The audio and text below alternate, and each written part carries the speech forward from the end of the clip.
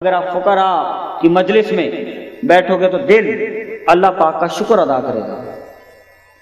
یہ فرماتے ہیں. ان کی ایک تعداد ہے لمبی، کہاں تک بتاؤں.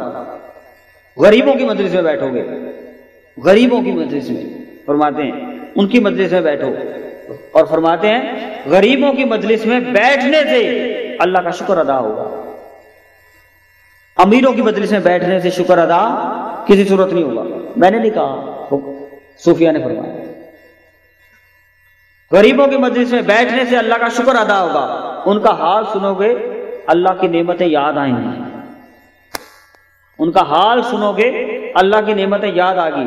اور آگے فرمایا اگر بادشاہ، عمرا، وزراء، سلاطین کی مجلس میں بیٹھو گے، فرمایا ان کے بیٹھنے سے دل میں تکبر اور سختی آ جائے گی. تکبر اور سختی آ جائے گی. اگر عورتوں کی سنگت میں بیٹھو گے، فرمایا عورتوں کی سنگت میں بیٹھو گے تو مجلس میں بیٹھنے سے دل میں شہوت آ جائے گی. بچوں اور جوان لڑکوں کی صحبت میں بیٹھو گے، فرمایا بچوں اور جوان لڑکوں کی سنگت میں بیٹھنے سے زندگی میں کھیل تماشوں کی طرف چلا جائے گا. دل سلامتی والا دل نہیں رہے گا. فاسقوں کی مجلس میں بیٹھو گے، گناہ، نافرمانی، زانی، شرابی، دنیا بھر کے پاپ کرنے والے ان کی مجلس میں اکثر و بیشتر بیٹھنے والے گناہ پر جری ہو جائیں گے. بڑے سے بڑے گناہ کرنے سے بھی، وہ جو چھوٹے سے چھوٹا گناہ کرنے سے دل ڈرتا تھا، بڑے سے بڑے گناہ کرنے سے بھی دل نہیں ڈرے گا ایسوں کی سنگت میں بیٹھنے سے. آگے فرماتے ہیں صالحین، اولیاء کی مجلس میں بیٹھنے سے، فرمایا اس کے برعکس ہے. صالحین، اولیاء، اللہ والوں کی مجلس میں بیٹھو گے، عبادتوں کی رغبت پیدا ہوگی، اطاعت کی رغبت پیدا ہوگی، اللہ کی یاد پیدا ہوگی، آخرت کا خوف اور رونا دھونا شروع ہو جائے گی، خشیت طاری ہو جائے گی.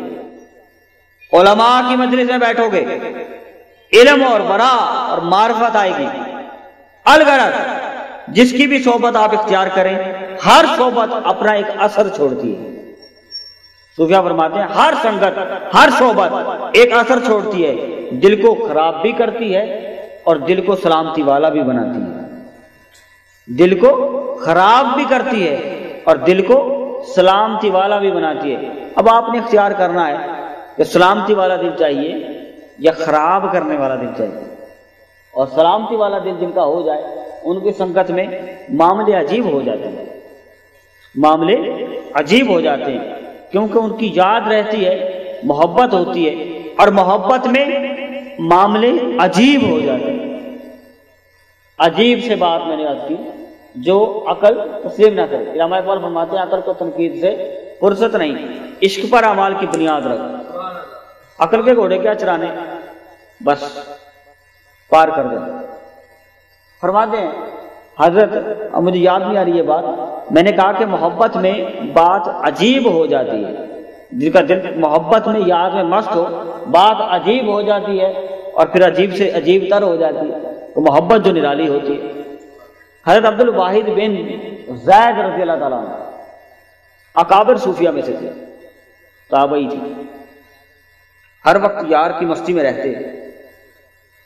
ان کو ہر وقت نظارے ہوتے تھے جب یار کا جی چاہتا تھا. عرض کی مولا جنت مل جانی ہے مجھے. عرض کی مولا ہر وقت جو نظارے یار کے ہوتے ہیں، جس کو ہر وقت نظارے یار کے ہوں، وہ جہنم میں کیسے جا سکتا ہے. عرض کی کہ مولا جنت تو مل جانی ہے، مگر ایک بات بتا دے کہ جنت میں رفیق حیات کون ہوگی. جنت میں رفیق حیات کون ہوگی، یا کوئی ساتھی ہے وہ کون ہوگا، یہ بتلا دے بس. بڑا عجیب سوال مولا کی بات ہے. اور اتنا بھی یقین ہے کہ جنت مل جانی ہے. بہرحال کوئی نظارہ نہیں ہوا، کوئی جواب نہیں آیا. ماں سوال بھی بڑا مشکل ہے، اتنی جلدی تو جواب نہیں آتا. ایک دن محنت کری، ساری رات مراقبے میں گزار دی. دوسرے دن پھر ساری رات مراقبے میں گزار دی. یہاں دوست کہتے ہیں جب مراقبہ نہیں ہوتا ہے انسان ایسے نہیں، اپنے دل کو سلامتی والا بنا، پھر دیکھ ہوتا ہے کیا. اپنے دل کو سلامتی والا بنا، پھر دیکھ ہوتا ہے کیا. شکل سلامتی والی نہیں تو ظاہری چہرہ بھی تو سلامتی والا ہونا چاہیے نا. دوبارہ رخ کی طرف چلا جائے گا. تو اس لیے سلامتی والا بنا، پھر دیکھ. 3 دن لگاتار محنت کی، ساری رات جاگ کر مراقبے کیے، تیسرا دن کام آ گیا مراقبہ، تیسرے دن محنت کام آ گئی، آواز آ گئی جنت میں رفیق حیات میمونہ سودا ہے، جس کا نام ہے میمونہ سودا، وہ ہوگی۔ عرض کی مولا کہاں رہتی ہے؟ ملاقات کروں گا۔ خواہش دیکھیں کہاں رہتی ہے، ملاقات کروں گا۔ اب جب راستہ کھل جاتا ہے اس دل کا، سلامتی والے کا، مراقبے سے جب راستہ کھل جاتا ہے تو پھر راستے میں جو بات بھی آئے تو پھر وہ چلتا ہے سلسلہ۔ یہ جس کا دل کھلا ہوا ہے وہی جانتا ہے، جس کا نہیں کھلا وہ اسے کیا پتا۔ بہرحال پھر سب بات چلی کہ کہاں رہتی ہے، حکم ہوا کوفہ کے قبیلے میں رہتی ہے، جاؤ مل لو۔ 3 دن محنت کی ہے، تو دیکھ لو یہیں مل لو پہلے، وہاں تو بعد میں ہوئی گا، ٹھیک ہے۔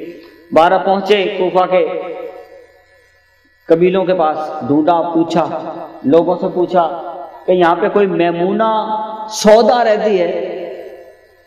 اس کا جو سودا ہی ایک ہی ہوا ہے، نام ہی میمونہ سودا، اور پیغام بھی اس نے دیا، یعنی ان کی زبانی نہ تھا، اس کی زبانی تھا، میمونہ سودا۔ بہرحال پوچھا کہ رہتی ہے؟ لوگوں نے کہا رہتی ہے، بکریاں چراتی ہے، رہتی ہے بکریاں چراتی ہے، اور مجنونہ ہے، دیوانی ہے، تمہیں اس سے کیا کام؟ اسی دیوانی سے کام ہے۔ وہ گھر ہے سامنے، چلے گئے، گھر کا دروازہ کھٹکھٹایا، مصروف تھی یار کی مستی میں، انتظار کرنا پڑا کچھ گھنٹے 2 گھنٹے۔ حضرت عبد الواحد بن زید رضی اللہ تعالیٰ عنہ، اکابر تابعی، میمونہ رضی اللہ تعالیٰ عنہ کے گھر کے باہر 2 گھنٹے انتظار کر رہے ہیں ملاقات کے لیے، 2 گھنٹے انتظار کر رہے ہیں ملاقات کے لیے، بکریاں چرانے والی مجنونہ ہے۔ بہرحال فارغ ہوئی، کہنے لگی کون ہے؟ ابن زید کیا کام ہے؟ خود فرما دیا ابن زید کیا کام ہے؟ میں ملاقات چاہتا ہوں، گفتگو، میں فارغ نہیں ہوں، کل آنا، میں فارغ نہیں ہوں، کل آنا، بس کہہ کر واپس چل گئی۔ انہوں نے واپس مڑے، دیکھا تو بکریوں کا ریوڑ کھڑا ہے، چاروں طرف بھیڑیے کھڑے ہیں حفاظت کے لیے، بکریوں کے ریوڑ پہ چاروں طرف بھیڑیے کھڑے ہیں حفاظت کے لیے۔ چلے گئے، کل آئے، پوچھا میمونہ سودا نے کہ کیا بات ہے، کیوں ملاقات چاہتے ہو؟ تب ملاقات تو بعد میں، پہلے بتاؤ میرا نام کس نے بتایا؟ تمہیں میرا نام کس نے بتایا؟ تم نے مجھے ابن زید جو کہا، تمہیں میرا نام کس نے بتایا؟ کہنے لگی جنت میں میرے رفیق بھی بنے ہو اور نام کا بھی پتہ نہ ہو، اس راز کو، جنت میں رفیق بھی بنے ہو اور نام کا بھی نہ پتا ہو۔ اچھا اب چھوڑو ساری ملاقات کو، سارے معاملے بھول گیا، یہ نظام کیا بنا رکھا ہے؟ یہ کیسے ہو گیا کہ بھیڑیے کی اور بکریوں کی دوستی کب سے ہو گئی؟ اب تو میں ساری بات بھول گیا ہوں، مجھے اب یہ بتا دو کہ یہ بھیڑیوں کی اور بکریوں کے ریوڑ پہ بھیڑیے محافظ بنے کیسے کھڑے ہیں؟ تب میں نے اس سے دوستی جو کر لی ہے، فرماتے ہیں، وہ فرماتی ہیں کہ بھئی میں نے جب سے اس سے دوستی کر لی ہے، بھیڑیوں نے میری بکریوں سے دوستی کر لی ہے۔ اور فرمایا کہ سن لو، اب جاؤ میرا ایک پیغام سن لو کہ صرف اپنی زندگی اس کی دوستی کے لیے چھوڑ دو۔ اب جب تم اس سے دوستی کر لو گے اور وہ تم سے راضی ہو جائے دوستی میں، تو پھر یہ سب تمہارے ہو جائیں گے۔ فرمایا کہ یہ سب تمہارے ہو جائیں گے، یہ سب تم سے دوستی کر لیں گے، ان کی فکر نہ کرو، ان کے لیے نہ پھرو، اس سے دوستی کرو بس، پھر اس سے دوستی ہو جائے گی، یہ تم سے خود دوستی کر لیں گے۔ اب جاؤ، جنت میں ملاقات ہوگی۔ محبت والوں کے انداز نرالے ہوتے ہیں، معاملے عجیب ہوتے ہیں، بھیڑیوں کی بکریوں سے دوستی بھی کرا دے، جو کہیں نظر نہیں آتے وہ کام ہو جاتے ہیں اس لیے۔ لیکن محبت کا تعلق یہ ہوتا ہے، اس تعلق میں محبت یہ ہوتی ہے کہ محبوب سے ملتے ہیں، ان کا تعلق ایک ہوتا ہے اور راز بھی ایک ہوتا ہے۔ محبت کی گفتگو ہے، راز بھی ایک ہوتا ہے، محبت بھی ایک ہوتی ہے، پھر دکھ بھی ایک ہوتا ہے، سکھ بھی ایک ہوتا ہے۔ اور اس راستے میں صوفیہ فرماتے ہیں، اس راستے میں رکاوٹیں بھی ہیں اور اس میں کئی قسم کی ہیں۔ محبت میں رکاوٹیں کئی قسم کی ہیں، مانا کہ پرخطر ہیں یہ، عشق کی راہیں ہیں چلا، ہمت نہ ہارے دلا، آگے قدم بڑھائے جا۔